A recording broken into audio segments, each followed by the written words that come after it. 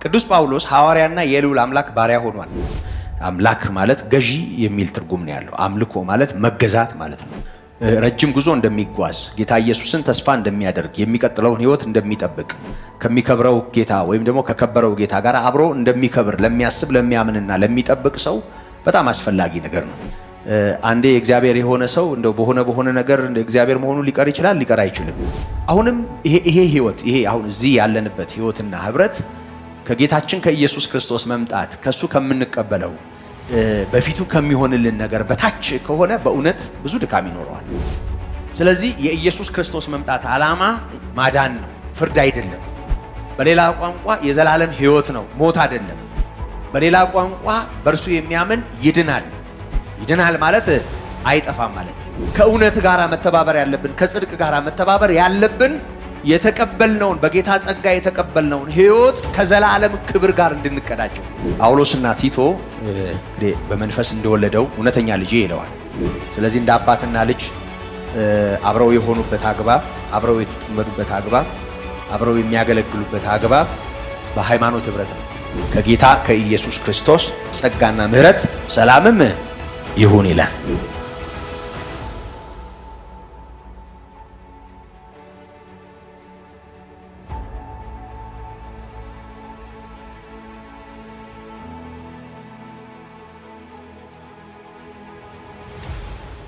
በስመ አብ ወወልድ ወመንፈስ ቅዱስ አሐዱ አምላክ አሜን። እንዴት አመሻችሁ? በምሕረት በጸጋው የደገፈን አምላካችን በጌታችንና በመድኃኒታችን በኢየሱስ የተመሰገነ ይሁን። እንደ ጌታ መልካምነት ካቆምንበት በመቀጠል እንማራለን። እንደምታስታውሱ ምዕራፍ 1 ከቁጥር 1 ጀምሮ እስከ ፍጻሜው ማለት እንችላለን። በእርግጥ ባለፈው በፍጥነት ነው ያለፍኩት። ከቁጥር 12 ጀምሮ ያለውን በተወሰነ መልኩ እሱን በማስታወስ የሚቀጥለውን ምዕራፍ እንዲሁ እንደ ጌታ በጎነት ጨምረን አንዱን አንቀጽ የምንመለከት ይሆናል። አነበዋለሁ። ምዕራፉ አጭር ስለሆነ አነበዋለሁ ሙሉን ከመቆነጽለው።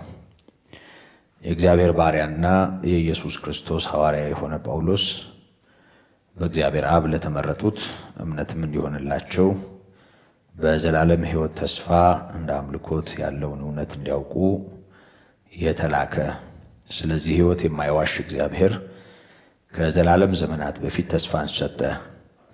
በዘመኑም ጊዜ መድኃኒታችን እግዚአብሔር እንዳዘዘ ለእኔ አደራ በተሰጠኝ ስብከት ቃሉን ገለጠ። በሃይማኖት ኅብረት እውነተኛ ልጄ ለሚሆን ለቲቶ ከእግዚአብሔር አብ ከመድኃኒታችንም ከጌታ ከኢየሱስ ክርስቶስ ጸጋና ምሕረት ሰላምም ይሁን። ስለዚህ ምክንያት የቀረውን እንድታደራጅ በየከተማውም እኔ አንተን እንዳዘዝኩ ሽማግሌዎችን እንድትሾም በቀርጤስ ተውኩህ። የማይነቀፍና የአንዲት ሚስት ባል የሚሆን የሚያምኑም ልጆች ያሉት ስለ መዳራትም ወይንም ስላለመታዘዝ የማይከሰስ ማንም ቢኖር ሹመው። ኤጲስቆጶስ እንደ እግዚአብሔር መጋቢ የማይነቀፍ ሊሆን ይገባዋልና፣ የማይኮራ፣ የማይቆጣ፣ የማይሰክር፣ የማይጨቃጨቅ፣ ነውረኛ ረብ የማይወድ ነገር ግን እንግዳ ተቀባይ፣ በጎ የሆነውን ነገር የሚወድ ጠንቃቃ፣ ጻድቅ፣ ቅዱስ፣ ራሱን የሚገዛ ይሁን። ሕይወት በሚገኝበት ትምህርት ደግሞ ሊመክር ተቃዋሚዎችንም ሊወቅስ ይችል ዘንድ እንደተማረው በታመነ ቃል ይጽና። የማይታዘዙና ከንቱ የሚናገሩ የሚያታልሉም ይልቁንም ከተገረዙት ወገን የሚሆኑ ብዙ ናቸውና፣ እነዚህም ስለ ነውረኛ ረብ የማይገባውን እያስተማሩ ቤቶችን በሞላው ስለሚገለብጡ አፋቸውን መዝጋት ይገባል። የገዛ ራሳቸው ነቢይ የሆነ ከእነርሱም አንዱ የቀርጤስ ሰዎች ዘወትር ውሸተኞች፣ ክፎች፣ አራዊት በላተኞች፣ ሥራ ፈቶች ናቸው ብሏል። ይህ ምስክር እውነተኛ ነው። ስለዚህ ምክንያት የአይሁድን ተረትና ከእውቀት ፈቀቅ የሚሉትን ሰዎች ትእዛዝ ሳያዳምጡ በሃይማኖት ጤናሞች እንዲሆኑ በብርቱ ውቀሳቸው። ሁሉ ለንጹሖች ንጹሕ ነው፣ ለርኩሳንና ለማያምኑ ግን ንጹሕ የሆነ ምንም የለም። ነገር ግን አእምሯቸውም ሕሊናቸውም ረክሷል። እግዚአብሔርን እንዲያውቁ በግልጥ ይናገራሉ፣ ዳሩ ግን የሚያስጸይፉና የማይታዘዙ ለበጎ ሥራም ሁሉ የማይበቁ ስለሆኑ በሥራቸው ይክዱታል። ቅዱስ አባታችን እግዚአብሔር በሰማያት የምትኖር የጌታችን የኢየሱስ ክርስቶስ አባትና አምላካችን ሆይ እናከብረሃለን፣ እናመሰግንሃለን። ቸርነትና ምሕረትህ በሕይወታችን ዘመን ሙሉ እየተከተለን ዛሬም ባንተ ፊት ስላለን ልታስተምረን ስለሰበሰብከን ለሚረባው ነገር ስላገናኘህን እናከብረሃለን። ጌታ ሆይ ቃልህን ደጆች ክፈትልን፣ በነገር ሁሉ ማስተዋልን ስጠን። የዘላለም ኃይልህ የልባችን ረፍት ይሁን። የቃልህ ብርሃን ልባችንን መንፈሳችንን ይግዛ። ጌታ ሆይ ድንዛዜ የሚሆን ቃል ከሰው ልብ የሚለቅም ጤናማው ምክርህን በማጣመም እግዚአብሔር ሆይ በክፋት ሰዎችን የሚመራ የክፋት ኃይል በአንድም ሰው ላይ ተጽዕኖ ማድረግ እንዳይችል በጌታችን በኢየሱስ ክርስቶስ ስም የተያዙ የታሰሩ ይሁኑ። እግዚአብሔር ሆይ ይህን ስለምታደርግ እናከብረሃለን። ይህን ለሚሰማ በሩቅም በቅርብም ላሉ ሁሉ ጸጋና ሰላም እንዲሁም ምሕረት ይሁን በጌታችን በኢየሱስ ክርስቶስ ስም አሜን።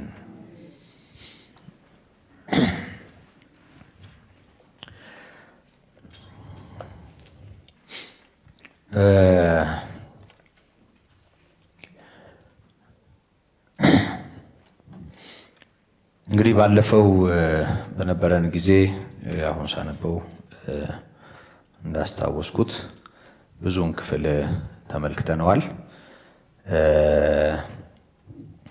በተለይ ሽማግሌዎች በየስፍራው እንዲሾም ይህን አደራ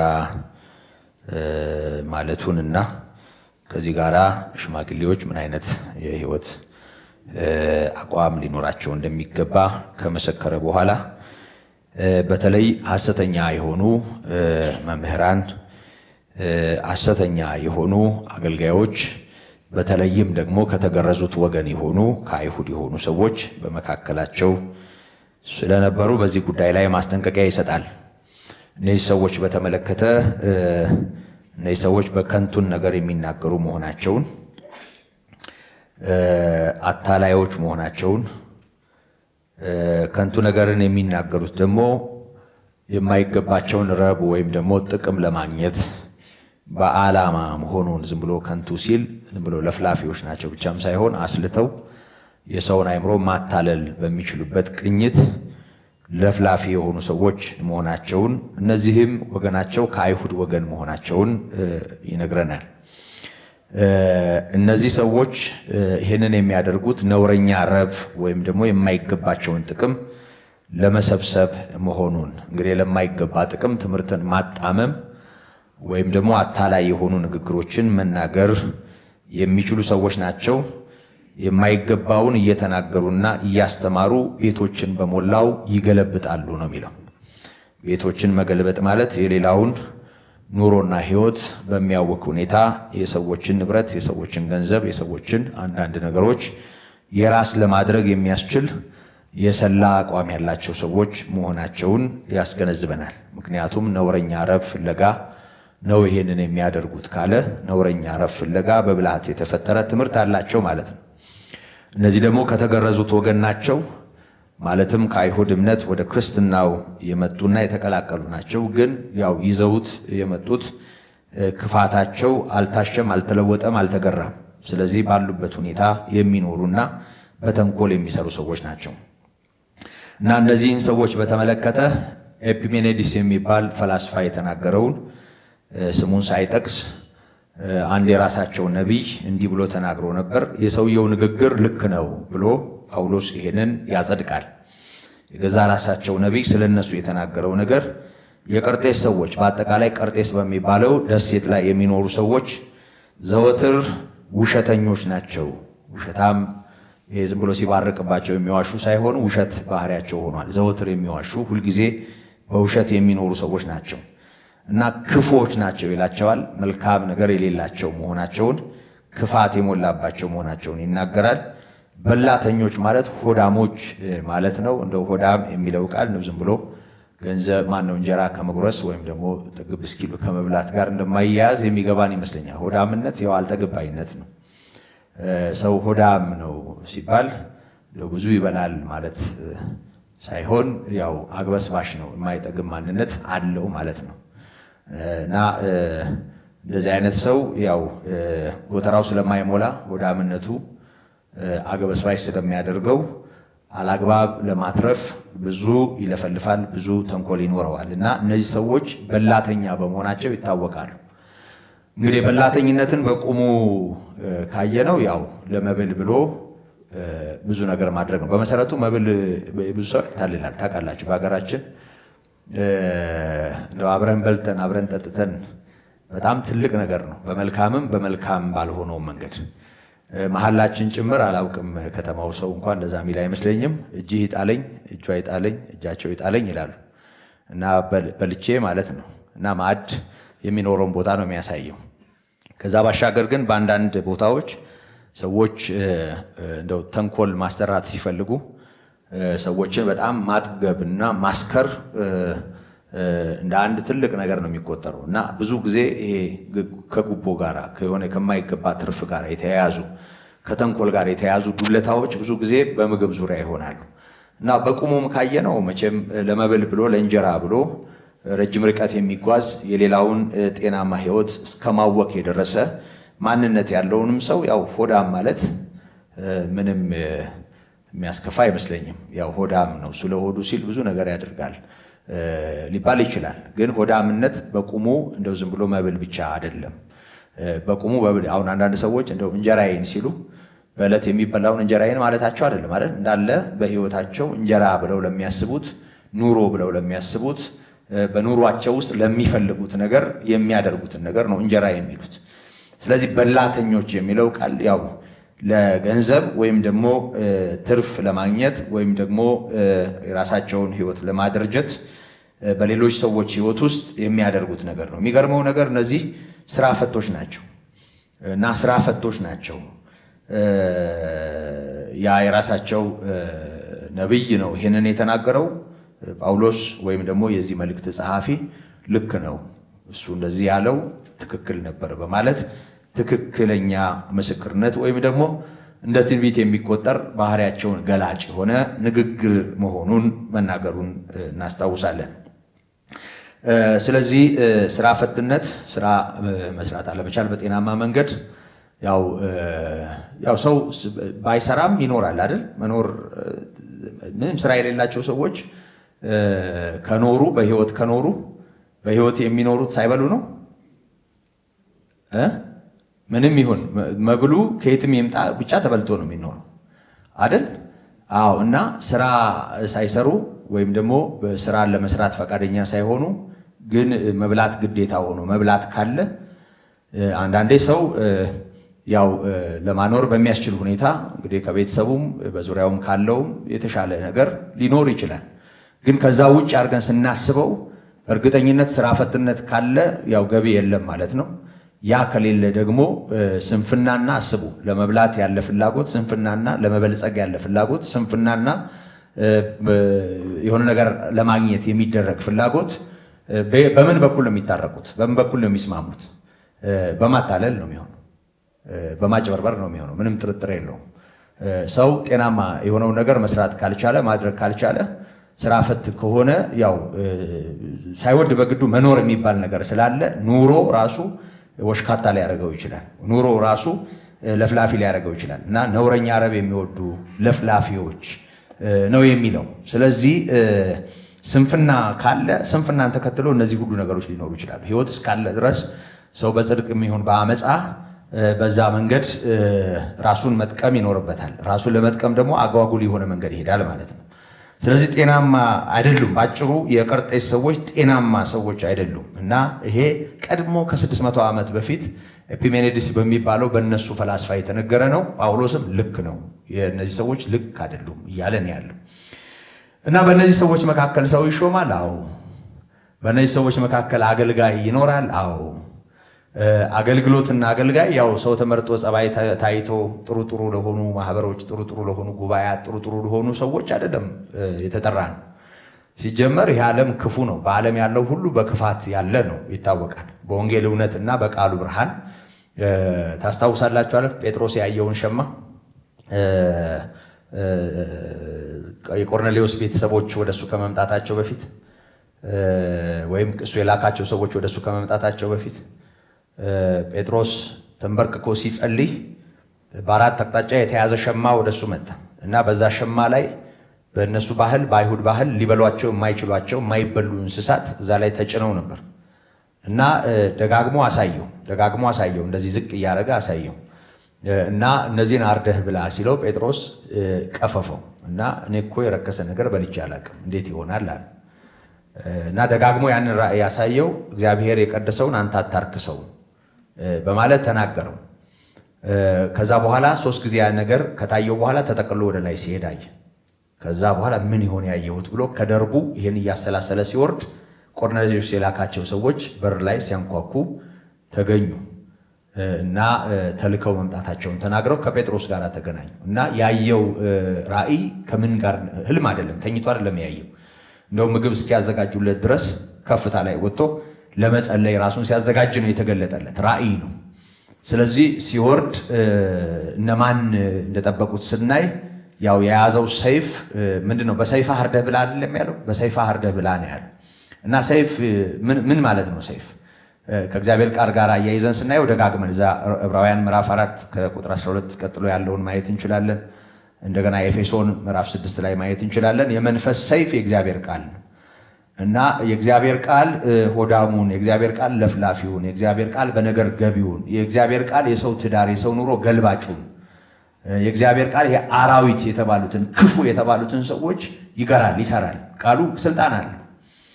አለማመን ካለ ብቻ ነው አስቸጋሪ የሚሆነው። እግዚአብሔርን ቃል አለመቀበል ካለ ነው አስቸጋሪ የሚሆነው። ስለዚህ በሰይፍህ አርደህ ብላ የሚለው ቃል ያው አህዛብን በተመለከተ የታየ ራእይ ነው እንደምታውቁት። ስለዚህ አህዛብ ደግሞ ከእስራኤል ባህል በጣም የራቁ ናቸው። እነዚህ ሰዎች እንዴት ነው ከነሱ ጋር ህብረት የሚያደርጉት? ሰይፍ በሆነው በቃሉ እውነት ነው አይደል? ጴጥሮስ ሄዶ ሰበከላቸው። ጴጥሮስ የሚናገረው እንደሰሙ የእግዚአብሔር መንፈስ በእነሱ ላይ ወረደ። ስለዚህ አህዛብን ጌታ በቃሉ በኩል ገንዘብ ሲያደርግ እናያለን። ስለዚህ ወንጌል ለመልካም ሰው፣ ለጤነኛ ሰው፣ ለጥሩ ሰው፣ ለደግ ሰው እንደው ጸባዩ አንዳንድ ጊዜ እንደዚህ ይላሉ ሰዎች እንደው በጣም እንደው ጌታን ብታገኝ እንዴት አይነት ጥሩ ሴት ናት መሰለህ ይላሉ። እንደው ጥሩ ሰው ነው ቢድን፣ አቤት ቢድን እንዴት አይነት ጥሩ ሰው ነው ይላል። ስለዚህ እንደው ቢድን ብለን የምንመኘው ሰው ምን አይነት ሰው ነው ማለት ነው? እንደዛ እና እንመኛለን፣ ክርስቶስን እንመኝለታለን። ከባህሪው ጋር አያይዘን እንደው ለስላሳ ከመሆኑ ጋር አያይዘን እንደው ቢገባት እንላለን። ጤናማ ነው ሐሳቡ፣ ምንም ችግር የለበትም።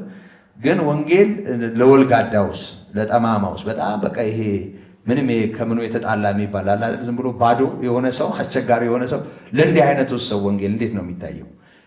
በቃ እሷ አይገባትም እሱ አይገባውም ብለን ነው የምናቆመው። በቃ እነሱ በቃ እሱ ሩቅ ነው ጠማማ ነው እሱ ነው ብለን የምናቆመው። ጌታ ብዙ ጠማማ ሰዎችን ገንዘብ ሲያደርግ አይተናል። ይችላል፣ ክርስቶስ ይችላል፣ ሕያው ነው የኛ ጌታ። ቃሉ ስልጣን አለው፣ ቃሉ ጉልበት አለው፣ ይገራል። እና ቀርጤስ ላይ ጳውሎስ ይህን ሰው ባለአደራ አድርጎ ሲያስቀምጠው ይህንን አድርግ ብሎ ይህንን ኃላፊነት ሲሰጠው እነዛ ጠማማ ሰዎች እንደሆኑ፣ አስቸጋሪ ሰዎች እንደሆኑ፣ ሆዳሞች እንደሆኑ፣ አራዊት እንደሆኑ፣ ክፉዎች እንደሆኑ አንድም ሳልጨምር ነው የነገርኳቸው። እኔ አይደለም ያልኳቸው፣ ቃሉ ነው ያለው፣ ጳውሎስ ነው ያላቸው። እነዚህ ሰዎች እንደዚህ ናቸው፣ አራዊት፣ በላተኞች፣ ክፉዎች ናቸው ይላቸዋል። እና ይሄ አላግባብ ረብ የሚፈልጉ የሰው ኑሮ የሚገለብጡ የሰው ኑሮ የሚያቃውሱ ሰዎች ናቸው። እነዚህ ሰዎች በተመለከተ ጸባያቸውን ነግሩታል። እና ከነገረው በኋላ ምን እንዲያደርግ ነው ብለን ስናይ እንዲፈራ አይደለም፣ እንዲበረታ ነው። በጌታ በኃይሉ ችሎት እንዲበረታ፣ በእግዚአብሔር ጸጋ እንዲበረታ ነው።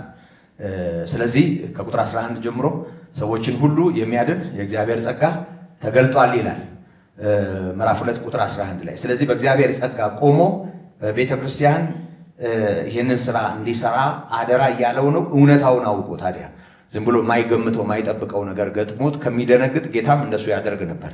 ጊዜው ሲደርስ እንዳትሰናከሉ አስቀድሜ እነግራችኋለሁ ያለባቸውን ቦታዎች ታስታውሳላችሁ። እናንተንም የሚገድሉ ሁሉ እግዚአብሔር እንደሚያገለግሉ የሚያስብበት ጊዜ ይመጣል ሲላቸው እናያለን። አንዳንድ ጊዜ ያው እውነታውን ባለበት ክደን አይደለም የምናገለግለው፣ በቃ ጠማማ ናቸው፣ ክፉ ናቸው፣ ሌቦች ናቸው፣ ሆዳሞች ናቸው። ግን ጌታ አሸናፊ ነው ብሎ እውነታውን ሳይክዱ ግን እነዚያን ሰዎች የሚረዳ እግዚአብሔር ጸጋ፣ ኃይል ያለው እግዚአብሔር ጸጋ በቤተ ክርስቲያን እንደሚሰራ ማመን በጣም አስፈላጊ ነው። ይሄን ካለ በኋላ እንዲህ ይላል። ስለዚህ ምክንያት የአይሁድን ተረትና ከእውነት ፈቀቅ የሚሉትን ሰዎች ትእዛዝ ሳያዳምጡ እንግዲህ በሃይማኖት ጤናሞች እንዲሆኑ መወቀስ ያለባቸው ሰዎች ናቸው ቀርጤስ ላይ ያሉ ሰዎች እና ከላይ ባለፈው ማንስቻለሁ። እንዲህ አይነት ሰዎችን በተመለከተ አፋቸውን መዝጋት ያስፈልጋል ይላል። አፋቸውን መዝጋት ማለት በጥፊ እንዳልሆነ ይታወቃል። በጤናማ ትምህርትና መልእክት እንደፈለጉ እንዳይሆኑ መናገር ያስፈልጋል። አንዳንድ ጊዜ ስተትን ስተት አለማለት፣ ችግርን ችግር ነው አለማለት ሰዎች እንዳይነቁ፣ ከእንቅልፍ እንዳይነቁ፣ እንዳይስተካከሉ ምክንያት ሊሆን ይችላል። ብዙ ስተት የሆኑ ነገሮች እንዳሉ ተዳፍነውና ተዘግተው በምድሪቱ ከመኖራቸው የተነሳ ያው ስተት የሚባለው ነገር ሲነካ ምን እንደሚሆን እያያችሁ ነው አይደል? ምድራችን እንዴት እንደዚህ እየተናጠች እንደሆነ በግለሰብ ሕይወትም እንደሱ ነው። አንዳንዱ ሰው ዝም ብሎ ተጀቡኖ በቃ ጻድቅ ንዑድ ክቡር ተብሎ ይኖርና በቃ የሚነካው ሰው ከተገኘ አኩራፊ ይሆናል፣ ተነጫናጭ ይሆናል። ሁላችንም በቃ መነካት አንፈልግም። ሳንነካ እንዳለ ተጀቡነን በቃ የዳናችሁ እናንተ የእግዚአብሔር ሰዎች የተባረካችሁ ተብለን መኖር ነው የምንፈልገው እና ይሄ ደግሞ አይጠቅምም። እውነታው ይሻለናል። ለማንኛውም እነዚህ ሰዎች በተመለከተ አፋቸው መዝጋት ያስፈልጋል ይላል። መዝጋት ያስፈልጋል ማለት ትክክለኛውን ነገር በመናገር እውነተኛውን ነገር በመናገር ጸጥ ማሰኘት ያስፈልጋል ማለት ነው። ያ ብቻም ሳይሆን እነሱን ማዳመጥ አያስፈልግም ይላል። ሌላው ሰው ከክፉ የሚጠበቅበት ነገር ከቻለ እነዛን ነገሮች በቃ በጽድቅ መቃወምና ልክ አይደለም ብሎ ማቆም ያስፈልጋል፣ ልክ ያልሆነውን ነገር። ከዛም ሲቀጥል ደግሞ ጆሮውን ለማይረባው ነገር ቅራቅም ለሆነው ነገር መዝጋትም ያስፈልጋል። ዝም ብሎ የማይቃጠል እና ማይሞላ ማንነት ስላለን ተፈጥሯችን እንደሱ ስለሆነ ጆሮ እንደው ሁሉን ስለሚያስገባ ይኸው ከተወለድን ጀምሮ ይሰማል፣ ሞልቶ አያውቅም። እንደተለያየ ነገር የሚሞላ ቢሆን ኖሮ ጉዳችን ይፈላ ነበር፣ መርጠንም እንሰማ ነበር፣ እንደሱ ይሆን ነበር። ግን እንደዛ ስላልሆነ ዝም ብሎ በቃ ሁሉም ነገር በቃ ወንጌሉም ይሰማል፣ ሌላውንም ይሰማል፣ ጆሮአችን ጥሩንም መጥፎንም ይሰማል። ማአት ነገር ስንሰማ ነው የምንኖረው እና እነዚህ አይነት ሰዎች የሚናገሩትን ይሄ ተረት መሰሉን ነገር አለመስማት ያስፈልጋል። ፈቀቅ ማለት ከነሱ ያስፈልጋል ይላል። ትእዛዛቸውንም መልእክታቸውንም ማዳመጥ አያስፈልግም ይላል። ማዳመጥ አያስፈልግም። ስለዚህ በሃይማኖት ጤናማ የመሆን ጉዳይ ስተትን ስተት ነው ብሎ መለየት፣ ከዛ ባሻገር ልክ ካልሆኑ ነገሮች ጋር አለመተባበርና ጆሮን ልብን ለልክ ላልሆነው ነገር አለማጋለጥ ያስፈልጋል። አንዳንድ ጊዜ ጀግና እንደሆን እናስባለን፣ ምንም ነገር እንደማይስተን እናስባለን። ግን ጆሮአችን አይምሯችን ለብዙ የማይረባ ነገር ክፍት ይሆንና በየትኛው ተሸርሽረን እንደምንወድቅ በየትኛው እንደሚያዳልጠን ላናውቀው እንችላለን። እና ወገኖቼ ጆሮን መጠበቅ ህሊናን መጠበቅ ነው። ጆሮን መጠበቅ አይምሮን መጠበቅ ነው። ምክንያቱም በጆሮአችን የሚገባው ነገር ወደ አይምሯችን ነው የሚገባው፣ ወደ እውቀት ክፍላችን ነው የሚገባው፣ ወደ ህሊናችንም ነው የሚገባው። ደግሞ ህሊና እንዳገኘው መረጃ መጠን ነው የሚያስበው ሚኖረው። ህሊና ስላለን ብቻ ህሊና ሁልጊዜ በመልካምና በክፉ መካከል ሚዛን ነው ስላል ህሊና ሁልጊዜ ልክ ይሆናል ማለት አይደለም። እንዳገኘው መረጃ መጠን ነው ህሊና ልክም የሚሆነው። ለምሳሌ በመግደል ውስጥ መንግሥተ ሰማያት መግባት እንደሚቻል የሚያስብ ሰው ባለው መረጃ መሰረት ሲገድል ህሊናው አይወቀስም። እንደውም ፈጣሪውን ሊያከብር ይችላል አይደል? የላከውን ሊያከብር ይችላል። ስለዚህ ለምንድን ነው እንዲህ አይነቱ ሰው የማይወቀሰው? ገሎ የሚፎክረው የሚያቅራራውና ገሎ በመፎከሩ ደስተኛ የሚሆነው ይሄ ተውት። ይሄ ሃይማኖታዊ እንትተን አንዳንዴ በሀገራችን ይሄ በቀል በጣም የሰለጠነባቸው ቦታዎች አሉ እና የእንትንህ ገዳይ ነው የተባለ ሰው ከልጅነት ጀምሮ አድፍጦ ቆይቶ ደፍቶ ይሄዳል። ያውም ፎክሮ ሬሳ ላይ አቅራርቶ ወዲያ ወዲህ ፎክሮ ይሄዳል። ይሄ ፉከራ ከመግደል በኋላ እንዴት ሊመጣ ቻለ ብለን ስናይ አይምሮ ባለው መረጃ መጠን ነው ወቀሳም የሚኖረው የማይኖረው። አይምሮ ስላለን ሁልጊዜ ጤናማ እንሆናለን ማለት አይደለም። ልክ ነው። ሰው ህሊና አለው፣ ሰው አይምሮ አለው። ግን አይምሮ ውስጥ ያለ መረጃ በጣም ወሳኝ ነው። ጤናማ መረጃ ከሌለ፣ የምትፈራው ነገር ከሌለ፣ እግዚአብሔር ካልተፈራ፣ እግዚአብሔር ካልታወቀ ነውሩ ክብር ይሆንላል። ክብራቸው በነውራቸው የሚለው ያለ ምክንያት አይደለም። የሚያሳፍረው ነገር አያሳፍርህ። አንዳንድ ሰዎች የሚያሸማቅቀው ነገር ያኮራቸዋል። በጭራሽ ጤናኛ ሰው ማይናገራቸውን ልክ ያልሆኑ ነገሮች በትዕቢትና በኩራት ሊናገሩ ይችላሉ። ይሄን አደረኩ ያንን አደረኩ ብለው ነውሩን ሊያወሩ ይችላሉ። ህሊናቸው አይከሰስም ማለት ነው። ለምን ነው ህሊናቸው ያልተከሰሰው? ሰው ስላልሆኑ ነው? አይደለም። መረጃቸው ጤናማ ስላልሆነ፣ ውስጣቸው የተሰገሰገው ነገር ጤናማ ስላልሆነ። በሃይማኖት ጤናማ መሆን ጤናማውን ነገር ከመስማት ይጀምራል። ጥርት ያለውን ከመስማት ይጀምራል። ቀጣዩ ምዕራፍ ላይ ሻገር ስንል አንተ ግን ህይወት ለሚገኝበት ትምህርት የሚገባውን ተናገር ይላል። ስለዚህ ህይወት ለሚገኝበት ትምህርት የሚገባውን ተናገር። እንደገና እዚሁ ቁጥር 13 እና ቁጥር 14 ላይ የነሱን ተረት የአይሁድን ተረት ማለቱ ነው እና ከእውነት ፈቀቅ የሚሉትን ሰዎች ትእዛዝ ሳያዳምጡ በሃይማኖት ጤናሞች እንዲሆኑ በብርቱ ውቀሳቸው ነው የሚለው። በቃ አታዳምጠው ተረቱን። ይሄ ቅራቅንቦን አትሰግስግ፣ ጆሮህ ላይ አእምሮህ ላይ ውስጥህ እንዲህ አይነቱን የማይረባ ነገር ዝም ብለህ አትጎስጉስ። እሱን ጨምረህ ጤናማ አትሆንም ነው የሚለው። ጤናማ አትሆንም። ስለዚህ የአይሁድን ተረት እነሱን በማዳመጥ እንዳይቸገሩ ውስጣቸው እንዳይመረስ ታስታውሳላችሁ። ብዙ ጊዜ አነሳዋለሁ። ዘዳግም 12 ላይ አንድ ታሪክ የመጨረሻው አንቀጽ አንድ ታሪክ አለ ከቁጥር 29 ጀምሮ። እስራኤል ወደ ከነዓን ከመድረሳቸው በፊት በሙሴ አማካኝነት የተላለፈ መልእክት ነው። ትወርሷቸው ዘንድ ወደምትገቡባቸው ወደ አሕዛብ መንደሮች በገባችሁ ጊዜ ይላል አሕዛብ ያመልኳቸው የነበሩትን አማልክት እንዴት ያመልኳቸው እንደነበረ እንዳትጠይቅ ተጠንቀቅ ይላል። ምክንያቱም እንዳትጠመድ ይላል። በጣም ይገርማል። በጣም ብዙ ሰው ስለሚረባው ስለ ጤናማው ትምህርት ከሚኖረው መረጃ ይልቅ ስለ ስህተት ትምህርቶችና ስለ ወዳደቁ ነገሮች የሚኖረው መረጃ ይበዛል። በጣም ብዙ ሰው እውነቱን አያውቅም፣ ስለ ውሸት ብዙ ያውቃል።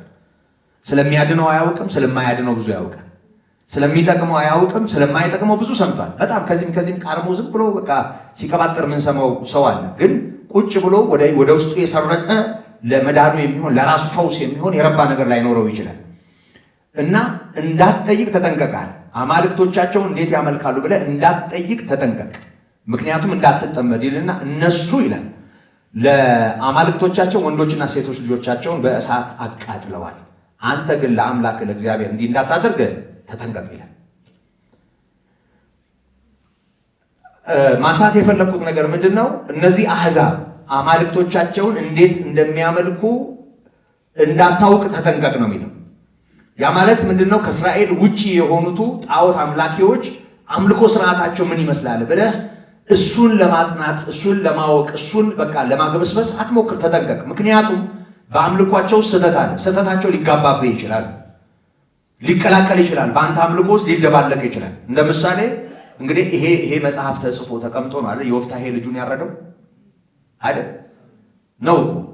ይሄ ዘዳግም 12 ላይ ያለ ቃል ነው። የወፍታሔን ዘመን ስናይ ወደ መሳፍንት 11 ነው የምንመጣው። ይሄ መጽሐፍ ከተጻፈ ከ300 ዓመት በላይ ነው።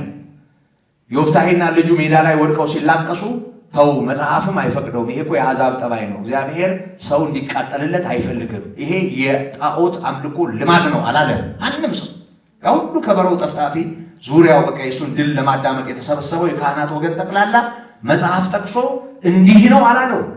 የወፍታሔ ልጁን አጋድሞ እስኪያርድ ድረስ ምክንያት የሆነው ምንድን ነው ብለን ስናይ አንደኛ የወፍታሔ የኖረው ጫካ ስለሆነ የአሕዛብን የአምልኮ ጠባይ አይቷል። በነሱ መጠን ነው ያደረገው።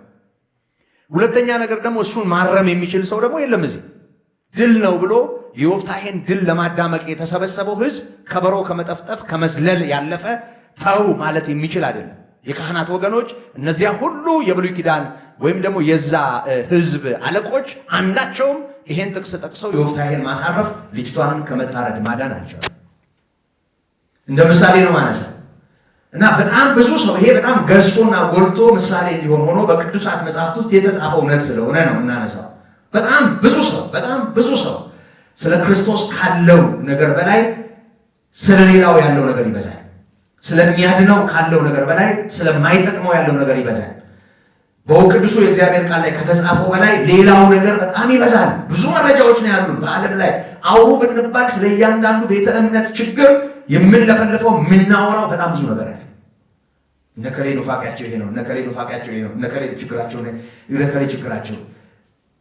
ወደ ራሱ ሲመጣ ግን ገና ነው። በጣም ብዙ ሰው ኢየሱስ ያድናል ከሚለው አልፎ በደንብ ገብቶት አይደለም እግዚአብሔር የሚያመልከው። ከብዙ ጥያቄው ጋር ሊሆን ይችላል። ወገኖቼ ልክ ያልሆነውን ነገር አለማዳመጥ ልክ መሆን ነው።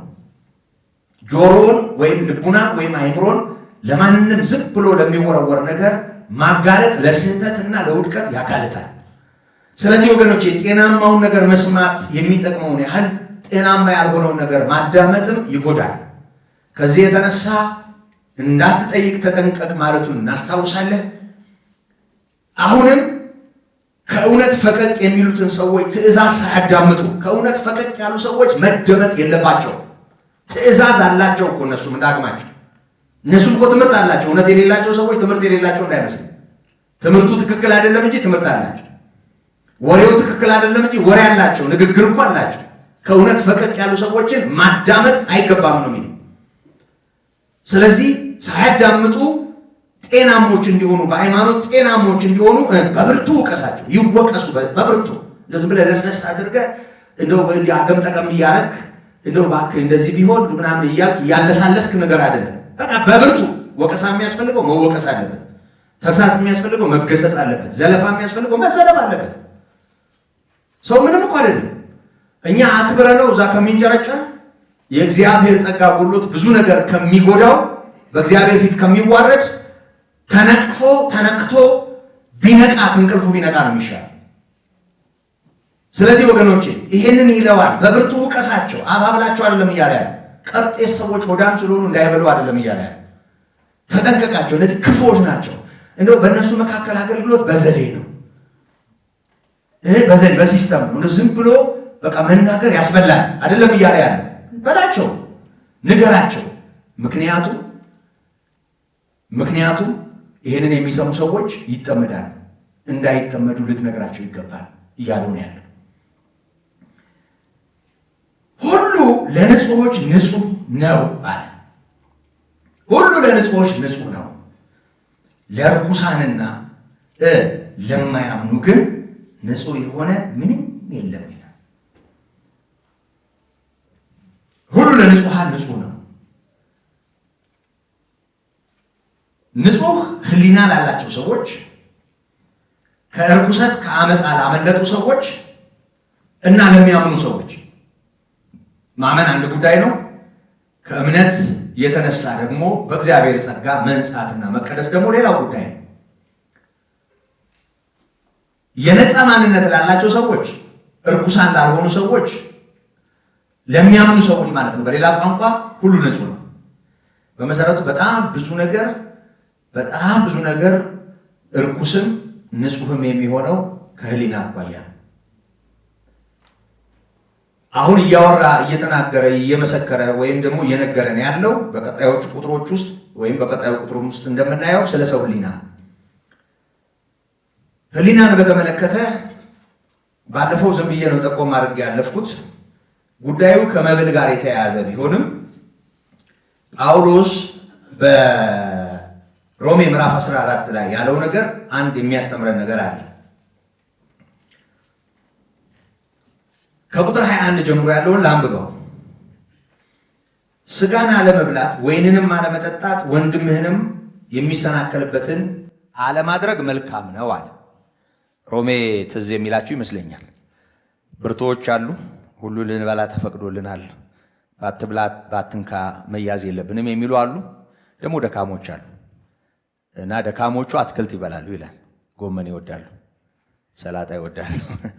እንደሱ ነው የሚለው። ሰላጣ አይልም እንጂ ምን ይበላሉ ይላል። ደካሞቹ አትክልት ነው የሚበሉት። ማለትም ይሄ በቃ አርዶ መብላት እንደ ርኩሰት የሚታያቸው ወይም ደግሞ እንደ ግፍ የሚታያቸው ወይም ደግሞ እንስሳ ሲታረድ ማየት የሚዘገንናቸውና ያንን እንደ ኃጢአት የሚቆጥሩ ሰዎች አሉ። ተውት። አሁን ሃይማኖታዊውን እሳቤ ወደ ጎን ትተነው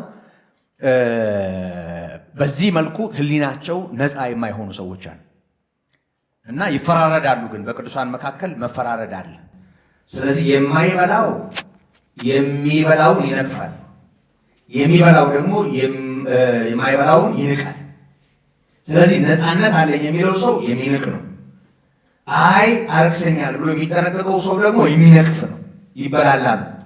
ይሄን በተመለከተ ሐዋርያው ከመጀመሪያው ቁጥር አንስቶ ምላሽ ይሰጣል። አሁን ስለ ሕሊና ነው መናገር የፈለኩት፣ ጊዜውን እንዳይወስድብኝ በዚህ ዙሪያ ብዙ አላችሁ። ሮሜ 14ን እናንተ አንብቡት፣ ምናልባት ለዚህ ምዕራፍ አዲስ የሆነ ሰው ካለ።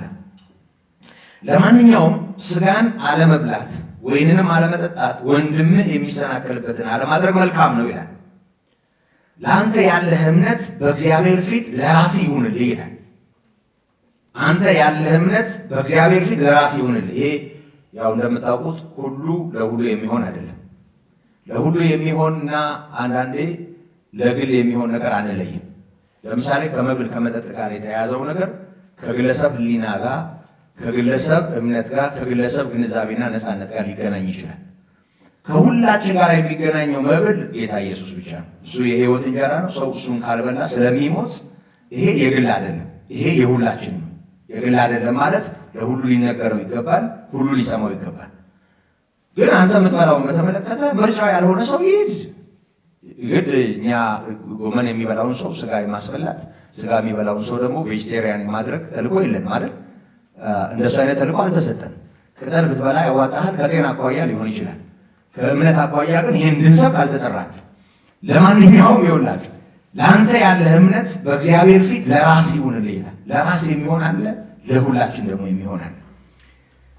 ፈትኖ ይላል ቁጥር 22 ላይ መልካም እንዲሆን በሚቆጥረው ነገር በራሱ ላይ የማይፈርድ ብፁዕ ነው ይላል። ፈትኖ በእግዚአብሔር ቃል ለክቶ አይቶ ይሄ ነገር ችግር የለውም ብሎ በሕሊናው ነፃነት የሚያደርግ ሰው ብፁዕ ነው። በቃ ሕሊናው ነፃ ስለሆነ ፈትኖ መርምሮ ባገኘው ነገር በደረሰበት እውቀት ከሆነ ይሄ ለሕሊናው ነፃነት መልካም ነው። ስለዚህ እንዲህ አይነቱ ሰው ብፁዕ ነው፣ የተመሰገነ ነው። ምክንያቱም ፈትኖ ነው ሕሊናው። ዝም ብሎ አንዳንዱ ሰው ተጭበርብሮ ይጀምረውና ሰው ሲያደርገው ይጀምርና የሆነ ጊዜ አሳስተውኝ ነበር ይላል፣ አጭበርብረውኝ ነበር ይላል፣ አርክሰውኝ ነበር ይላል።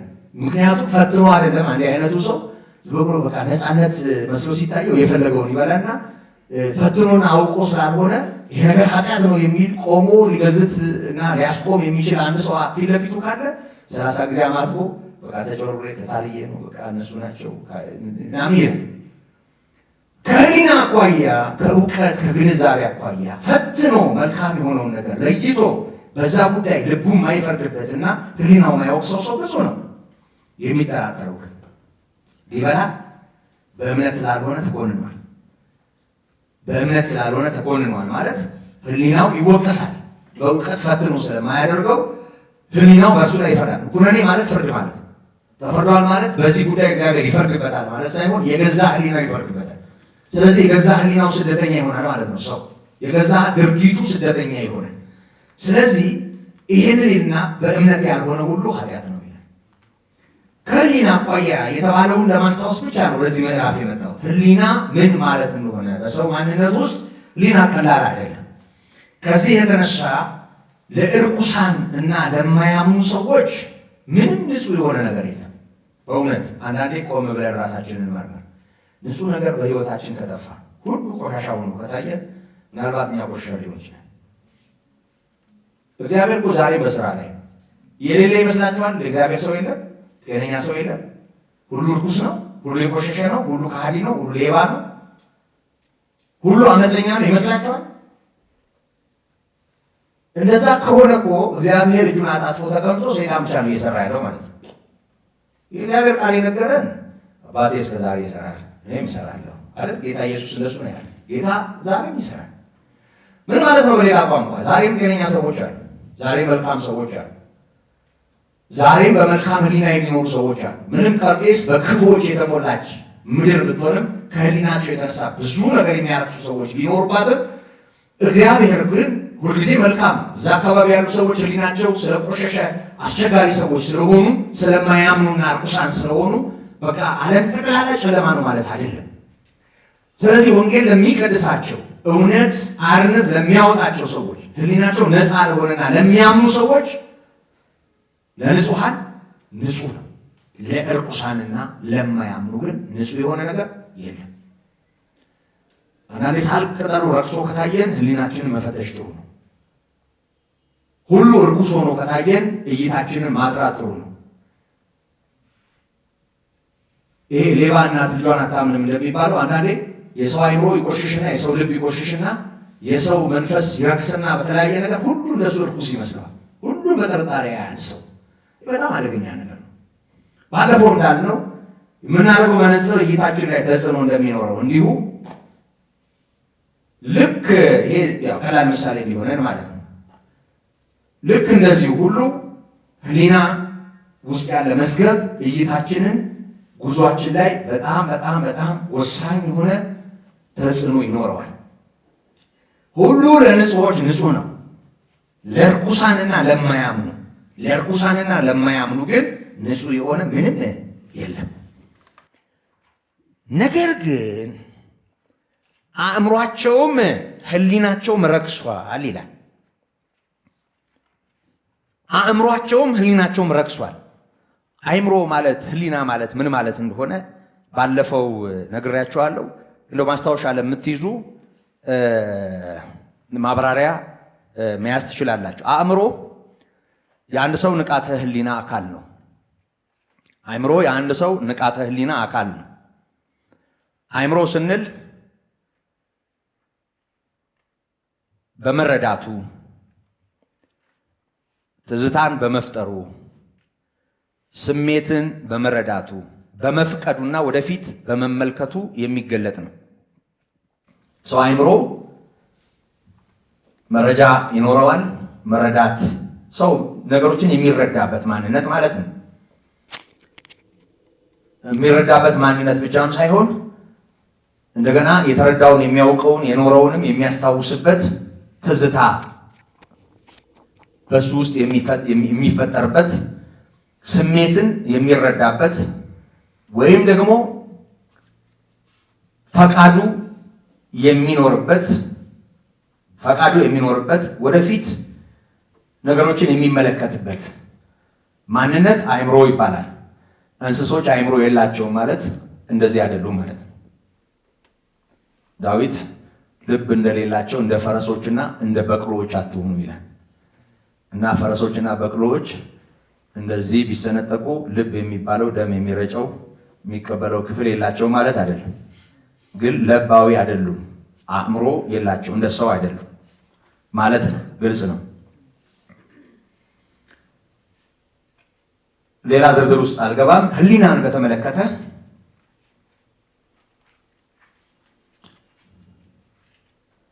ህሊና ጥሩና መጥፎን ትክክለኛና ስህተትን መለየት የሚችል የአእምሮ ክፍል ነው። ህሊና ጥሩና መጥፎን ትክክልና ስህተትን መለየት የሚችል የአእምሮ ክፍል ነው። ህሊና አንድ ሰው ለአንድ ነገር ከሚሰጠው ዋጋ አኳያ የሚታይ ይሆናል። ከሚሰጠው ዋጋ አንድ ሰው ለአንድ ድርጊት ወይም ደግሞ ለአንድ ጉዳይ ከሚሰጠው ዋጋ አኳያ ህሊና ሊታይ ይችላል። ቅድም እንዳልኳችሁ ህሊና ወይም አእምሮ ላይ ያለው መዝገብ የተሳሳተ ከሆነ የተበላሸ ከሆነ ህሊናም በጎና መጥፎውን የሚመዝንበት ሚዛን ሊስት ይችላል፣ መስመር ሊለቅ ይችላል እና አእምሯቸውም ህሊናቸውም ረክሷል ማለት መረዳታቸው ላይ ችግር አለ። አሁን ባየነው ትንታኔ መሰረት እና ውስጣቸው ውስጥ ያለው ስሜታቸውን የሚገዛው የእውቀታቸው ክፍል ልክ ባልሆነ መረጃ ተጠቅቷል ማለት ነው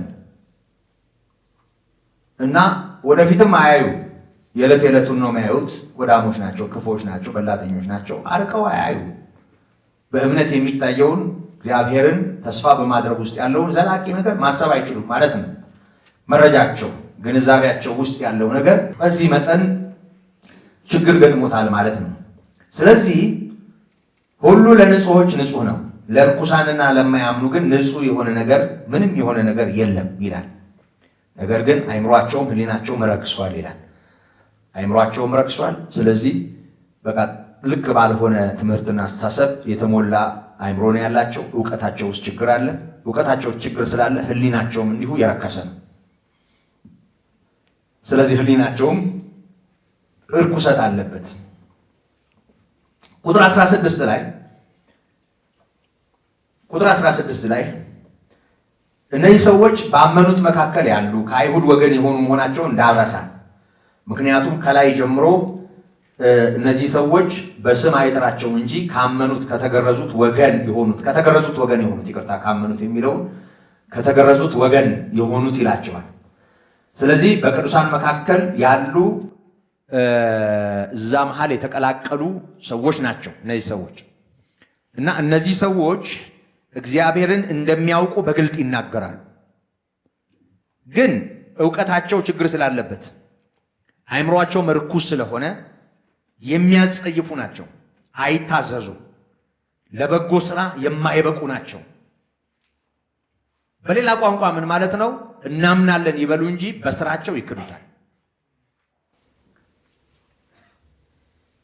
በአንደበት ወይ በቃል ወይ በንግግር የሚገለጥ እምነት ያላቸው ግን በተግባር ግን እግዚአብሔርን የሚቃወም ሕይወት ያላቸው ሰዎች ናቸው። እነዚህ ሰዎች ለመልካም ስራ የማይበቁ ናቸው። አይታዘዙም። አጸያፊ ነገር በሕይወታቸው አለ። ነገር ግን እግዚአብሔር እንደሚያውቁ ሊናገሩ፣ ሊዘምሩ፣ ሊያዜሙ ይችላሉ። በግልጥ ይናገራሉ ስለሚል ምላሳቸው ላይ አንደበታቸው ላይ እግዚአብሔር የሚል እግዚአብሔርን ከማወቅ ጋር የተያያዘ ነገር አላቸው። ግን በተግባር እግዚአብሔርን ስለማያከብሩ አጸያፊ ነገር ውስጣቸው ስላለ ሕሊናቸውም የረከሱ ሰዎች ናቸው። እምነት የሚባለው ነገር በትክክል በውስጣቸው የለም። ስለዚህ ከሃዲዎች ናቸው፣ በስራቸው ይክዱታል ይላል እና እግዚአብሔርን እንደሚያውቁ በግልጽ እየተናገሩ በተግባር መካድ፣ እግዚአብሔርን በተግባር መቃወም እግዚአብሔር ምን ያህል አደገኛ ነገር እንደሆነ ማስተዋልም ያስፈልጋል። እንደውም እምነት ከንግግርም በላይ ያው በንግግር መገለጡ ችግር አይደለም። ቅዱሳት መጽሐፍት እንደሱ ይላሉ። በልብ ብታምን በአፍህ ብትመሰክር ትጸድቃለህና ትድናለህ እንደሚል እናውቃለን። ሮሜ 10 ላይ ሰው በልቡ አምኖ ይጸድቃል በአፉ መስክሮ ይድናልና። ስለዚህ በአንደበት መመስከር ያው ሰዎች የተናገርነውን ስለሚሰሙ በጣም አስፈላጊም ነው ግዴታም ነው። እንደውም የሚያፍርብኝ የማይመሰክርልኝ አፍርበታለሁ ብሏል ጌታ። ይህን እናውቃለን። ምስክሮቼ ትሆናላችሁ ነው ያለው ለደቀ መዛሙርቱ። የክርስቶስ ምስክር መሆን አግባብ ነው። ሁልጊዜም ቢሆን የእግዚአብሔር ማዳን የክርስቶስን በጸጋ የተገለጠ ምሕረት መናገር በጣም አስፈላጊ ነው። ይሄንን መቼም ግንዛቤ ውስጥ አስገብተን ነው ይሄንን የምናስበው የምንረዳው። የሆነ ሆኖ ግን አጸያፊ ሰዎች ወይም የሚያጸይፈውን ነገር የሚያደርጉ የማይታዘዙ መልካም ስራ የማይወጣቸው ሰዎች ሕሊናቸው የረከሰና የማያምኑ ናቸው እና ስራቸው አለማመናቸውን ያሳያል። እና የእነዚህ ሰዎች እምነት የዲያብሎስ አይነት ሊሆን ይችላል። ዲያብሎስ ያምናል፣ ታውቃላችኋል። አጋንንት ያምናሉ። ጌታ ኢየሱስ ቃሉ እሱን ነው የሚነግረን። ማመንማ አጋንንትም ያምናሉ። ያዕቆብ እሱን ነው ያለ። እንደውም ይንቀጠቀጡማል ይላል እና ጴጥሮስ ብፁዕ የተባለበትን ንግግር ሰይጣን ሲናገረው ታስታውሳላችሁ። ቅዱሱ የእግዚአብሔር ልጅ ልታጠፋን መጣህ? ቅዱሱ የእግዚአብሔር ልጅ ልታጠፋን መጣህ? ጴጥሮስ ብፁዕ የተባለበትን እኛም የዳንበትን ቅዱሱ የእግዚአብሔር ልጅ ማለት እኮ የሚያድን እውቀት ነው። ለማን? ለሰው። ሰው ይሄ ከገባው ይሄን ካመነ ይድናል። የሚያድነው እውነት ይሄ ነው፣ ይታወቃል። ይሄንን እኛ የዳንበትን ከጨለማ ስልጣን ያመለጥንበትን በሕይወት መጽሐፍ የተጻፍንበትን ከእግዚአብሔር ጋር የሆንበትን ይሄን የከበረ ነገር ዲያብሎስ እንደ ቀላል ሲነዳው እንሰማለን። ቅዱሱ የእግዚአብሔር ልጅ ልታጠፋን መጣህ? ካንተ ጋር ምን አለን? እባክህ ወደ እነዚህ እሪያዎች እንድንሄድ ስደደን እያሉ ሲማጸኑትም አይተናል። ስለዚህ እነዚህ መናፍስት አንድ ጌታ እንዳለ ያውቃል። ይሄ ጌታ ከሁሉ በላይ እንደሆነ ያውቃል። እነሱን ወደ ጥልቁ ሰዶ መከርቸም እንደሚችል ያውቃል። በእነሱ ላይ መፍረድ እንደሚችል ያውቃል። ደግሞም እንደማይቀርላቸው ያውቃል። ጥቂት ዘመን እንዳለው አውቆ ዘንዶ በታላቅ ቁጣ ወደ እናንተ ወርዷል የሚለው ቃል እግዚአብሔር ዳኛ እንደሆነ ዘመኑም እንደሚጠናቀቅ አንድ ቀን አንስቶ ወደ እሳት ባህር እንደሚጥለው ያውቃል ሰይጣን።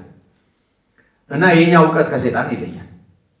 የኛ እውቀት ከሰይጣን የሚለየው በምንድን ነው ብለን ስናይ እውቀት በመሆኑ ሳይሆን ለምናውቀው በመሸነፋችን እና የምናውቀው ይግዛል እግዚአብሔር ይባላል። እሱ እግዚአብሔር የሚገዛው እግዚአብሔር የሚያስተዳድረው የሚታዘዝ እና ለመልካም ነገር የሚሸነፍ ሕሊና እግዚአብሔርን በተግባር የሚያምን ነው እና በግልጽ ቃሉ እንደሚነግረን እግዚአብሔር እንደሚያውቁ በግልጽ ይናገራሉ፣ ግን ለመልካም ስራ ስለማይበቁ በስራቸው ይክዱታል ይላል። ይህን ካለ በኋላ ሰዓቱ ስለሄደ ወደ ቀጣዩ ምዕራፍ ብዙ አልሻገርም። የሆነ ሆኖ ባለፈው ይሄንን ክፍል ስንመለከት በተለይ ከቁጥር 5 ጀምሮ ያለውን ስንመለከት እስከ ምዕራፍ 2 ድረስ ያው በቀርጤስ ለሚኖረው ለቲቶ የሰጠው መመሪያ በሚለው ርዕስ ውስጥ ነው የምናየው መባባላችንን ወይም ማለቴን ታስታውሳላችሁ። አሁንም መመሪያው ይቀጥላል። ከዚህም ቀጥሎ በቀጣዩ ምዕራፍ ውስጥ ይሄንኑ ነገር ነው የምንመለከተው፣ በተለይም እስከ ቁጥር 10 ባለው ክፍል። አንተ ግን ሕይወት ለሚገኝበት ትምህርት የሚገባውን ተናገር ይላል። ትምህርት ሕይወት ይገኝበታል። ሕይወት ይገኝበታል ማለት ምን ማለት ነው? ጤናማ የሆነ ትምህርት ለጤናማ ሕይወት ወሳኝ ነው። ጤናማ እውነት ነው እኛን ያተረፈን አይደል? ነው እኮ ጤናማ እውነት ነው። እውነተኛውን አዳኝ ያወቅንበት፣ ከማያድነው ወይም ከማያድኑት ያመለጥንበት፣ ብቸኛው አዳኝ ጌታችን ኢየሱስ ክርስቶስ መሆኑን የተረዳንበት እውነት ሕይወት የሚገኝበት ትምህርት ነው። እንደ ቃሉ የሆነ ትምህርት ሕይወት የሚታደልበት ነው። አሁን ሐሳብ፣ መልእክት የሰው የሆነ ትምህርት አይደለም ሼር እያደረግን ያለ ነው፣ እየተካፈልን ያለ ነው። ጤናማው ትምህርት ከጤናማ ሕይወት ጋር መጀመሪያ ወደ እግዚአብሔር ምሕረት ለሚመጣው የደህንነት እውነት ነው። ያንን በማመን ሰው ይድናል። ለዳነው ደግሞ በጤናማ ኑሮ እግዚአብሔር ለማክበር የሚያስችል ምክር፣ ጤናማ ትምህርት የምንካፈልበት እድል ነው ይሄ እድል እና አንተ ይለዋል። አንተ ግን የሚለው ቃል ላይ ያሉ በዝርዝር ያነሳቸውን ሰዎች የሚያሳስብ ወይም የሚያስታውስ መሆኑ ግልጽ ነው። አንተ ግን የሚለው ቃል እነሱ እንደዚህ ያደርጋሉ፣ እነሱ እንደዚህ ናቸው። አንተ ምን ማድረግ ይኖርብሃል? ሕይወት ለሚገኝበት ትምህርት የሚገባውን ተናገር፣ ዝም እንዳትል። ይሄ ሕይወት የሚገኝበት ትምህርት ነው። ተገቢ የሆነውን ጤናማ የሆነውን ምን አልክ? ተናገር፣ አውጅ። ጤናማ ካልሆኑ ትምህርቶች ጀርባ ጨለማ አለ። ባለፈው ታስታውሳላችሁ እንግዲህ ሁለቱን የጢሞቴዎስ መልእክት አጥንተን ነው ወደዚህ የተሻገር ነው። መልእክታተ ምጋቤ ወይም ደግሞ ስለ መግቦት የተጻፉ የጳውሎስ መልእክታት ተብለው ነው የሚታወቁት ሶስቱ መልእክታት፣ አንደኛና ሁለተኛ ጢሞቴዎስ እንደገና ቲቶን ጨምሮ እና ለጢሞቴዎስ በተላለፈው ትምህርት ውስጥ በጣም በተደጋጋሚ እንዳየነው በውሸተኞች ግብዞች የተሰጠውን የአጋንንት ትምህርት እያደመጡ ብዙዎች ሃይማኖትን ይክዳሉ ማለቱን እናስታውሳለን። አንደኛ ጢሞቴዎስ ምዕራፍ 4 የመጀመሪያው አንቀጽ ላይ እና ግብዝነት ከሞላው ትምህርት ጀርባ፣ ከስተት ትምህርት ጀርባ አጋንንት ይኖራል። ትምህርቶች ብዙ ጊዜ የቤተ እምነቶች ወይም ደግሞ የተለያዩ የትምህርት ተቋማት አቋም ብቻ ሆነው መታሰብ የለባቸው። የተለያዩ የቤተ እምነቶች አቋም ብቻ ሆነው መታሰብ የለባቸው። ወይም ደግሞ የተለያዩ የትምህርት ተቋማት አቋም ሆነው ብቻ መታሰብ የለባቸው። ስህተት የሆኑ ትምህርቶች፣ ልክ ያልሆኑ ትምህርቶች ከጀርባቸው የሚነዳቸው ኃይል አለ። ሰዎች ከክርስቶስ ፊታቸውን ዞር እንዲያደርጉ፣ ሌላ ነገር ተስፋ እንዲያደርጉ፣ ሌላ መድኃኒት፣ ሌላ እረፍት እንዳለ እንዲያስቡ የሚያደርግ ከዛ ባሻገር ኑሯቸውን ጭምር በስህተት የሚቃኝ፣ ስለዚህ ሰዎች ክፉ ሆነው እንዲኖሩ የሚያደርግ የአጋንንታዊ ትምህርቶች፣ የስህተት ትምህርቶች ከጀርባቸው አጋንንት አሉ። ይህንን ጳውሎስ በግልጽ ነው የሚናገረው። የአጋንንትን ትምህርት ማለት መቼም አጋንንት ትምህርት ቤት ከፍተው ኑ ተመዝገቡ ምናምን ብሎ ሲያስተምሩ አይተን አናውቅ። ግን በሚያስተምሩ ሰዎች በኩል ያስተምራል። የተሳሳተውን በሚያስተምሩ ሰዎች በኩል ያስተምራል። የተሳሳተውን በሚናገሩ ሰዎች በኩል ይናገራል። ስለዚህ አጋንንታዊ ትምህርት አለ። ስለዚህ ሕይወት የሚገኝበት ጤናማ ትምህርት ነው የሚለው። ከዚህ በፊትም ጢሞቴዎስ ላይ ከኔ የሰማኸውን ጤናማ ቃል ለታመኑ ሰዎች አደራ ሰጥ ሲለው እናያለን። በጤናማ ቃል ውስጥ ጤናማ ትምህርት፣ በጤናማ ትምህርት ውስጥ ጤናማ ሕይወት ይኖራል። ስለዚህ ጤናማ ያልሆነ ትምህርት ጤናማ ሕይወት እንዳይኖር ያደርጋል። ሕይወትን የሚያበላሽ ይሆናል። ሰዎች በተሳሳተ መንገድ እግዚአብሔርን እንዲያመልኩ የሚያደርግ እግዚአብሔር ስም እየተጠራ ምክንያቱም እግዚአብሔርን እንዲያመልኩ ማለት እዚህ ጋም የሚለን እሱን ነው አይደል? እግዚአብሔርን እንዲያውቁ በግልጽ ይናገራሉ ማለት ንግግራቸው እግዚአብሔርን ከማወቅ ጋር የተያያዘ ነው። ያውቃሉ፣ እንደሚያውቁም ነው ንግግራቸው የሚያሳየው። ግን ለመልካም ስራ ስለማይበቁ በስራቸው ይክዱታል። ስለዚህ ጤናማ ትምህርት ሁልጊዜም ለጤናማ ህይወት መሰረት ነው። ለጤናማ ህይወት መሰረት ነው። ይህንን ማስተዋል ያስፈልጋል። ትምህርቶች ሲንሻፈፉ፣ ትምህርቶች መልእክታቸው ከዋናው ከእግዚአብሔር ቃል እውነት ሲወጡ፣ የሰው ሐሳብ ሲጫናቸው አጋንንት ከጀርባቸው ይኖራሉ። ይሄ ደግሞ ሰዎችን ወደ ጨለማ ይነዳል። እንዲህ እንዳይሆን ልክ ያልሆነውን አትስሙ። ክፉዎችን አፍ ማስዘጋት ይገባል። አንተ ግን ጤናማውን ትምህርት መልካም የሆነውን ነገር ተናገር፣ ህይወት የሚገኝበትን ማለቱን እናስታውሳለን። ጌታ ጸጋ ይብዛላችሁ፣ ይብዛለን።